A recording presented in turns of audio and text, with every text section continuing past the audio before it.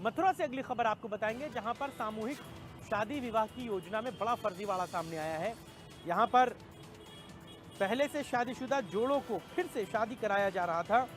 मुख्यमंत्री सामूहिक विवाह योजना में ये बड़ा फर्जीवाड़ा है और अधिकारी मिलजुल कर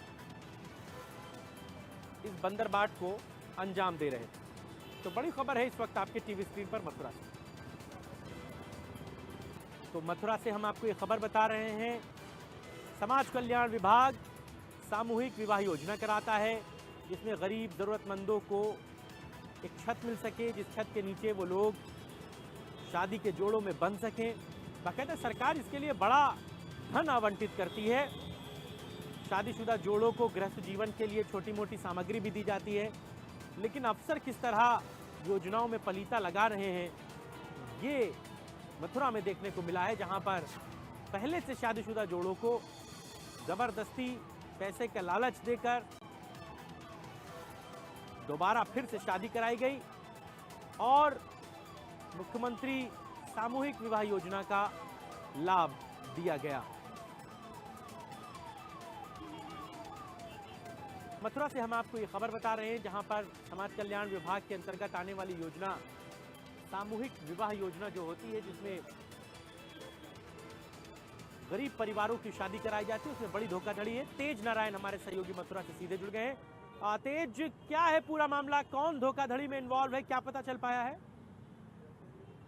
देखिए, बिल्कुल मुख्यमंत्री सामूहिक विवाह योजना के तहत 14 दिसंबर को मथुरा के जो बीएसए इंजीनियरिंग कॉलेज है वहाँ सामूहिक विवाह का आयोजन किया गया था और उसमें 150 जोड़ों को आमंत्रित किया गया था और 150 जोड़ों की सूची जो समाज कल्याण विभाग के अधिकारी हैं उनको सौंपी गई थी। इसमें पंचायत सचिव और खंड विकास अधिकारी स्तर के अधिकारी इन्वॉल्व होते हैं। उसके बावजूद इस तरीके के जो लापरवाही पंचायत सचिव और खंड विकास अधिकारी की सामने आई है, उसमें दो जोड़े थे, उनकी 22 नवंबर को पहले ही शादी हो चुकी थी और उसके बाद उनको शादी में शामिल किया गया था और उसके खाते में बाकायदा 50-50 हजार रुपये जो धनराशि है वो डाल दी गई थी। और इस समय जैसे ही मामला मीडिया में आया, मीडिया में आने के बाद अधिकारियों में खलबली मच गई और आज इस पूरे मामले पर सीडीओ जो है मथुरा, जो मनीष कुमार मीणा, उनका स्टेटमेंट सामने आया।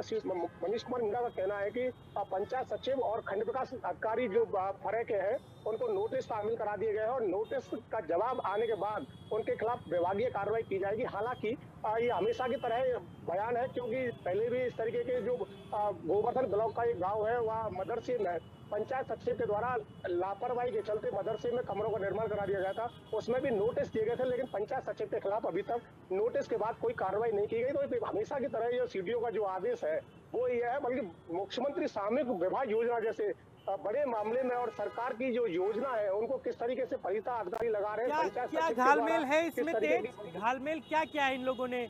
जो पैसा सरकार की तरफ से मिलता है उसकी बंदरबाट की है, आज जो शादीशुदा जोड़े थे उनसे किसी से आपने बात की हो, कैसे उन लोगों को ऑफर किया गया दोबारा शादी के लिए?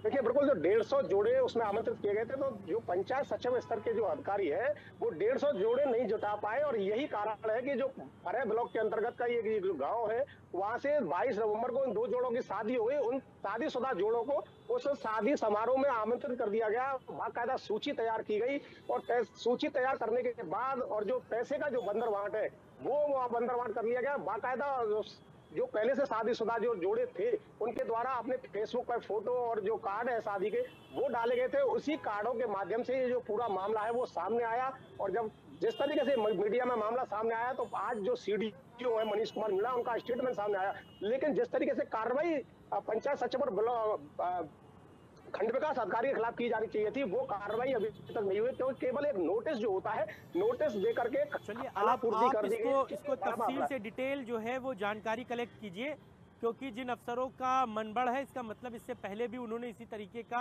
करप्शन जरूर किया है, कहीं ना कहीं इससे पहले भी उनकी हिम्मत बढ़ी है, तभी उन्होंने मुख्यमंत्री की इतनी बेहतरीन योजना में जो है वो घालमेल करने की कोशिश की है।